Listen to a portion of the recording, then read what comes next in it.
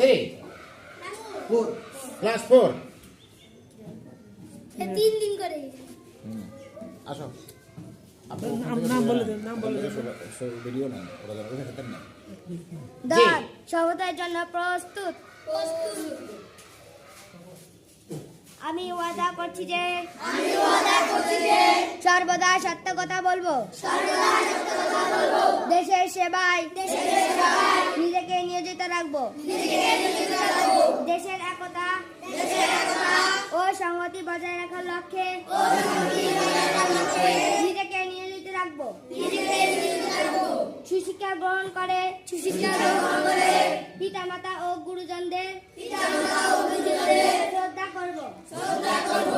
হে আল্লাহ আমাকে শক্তি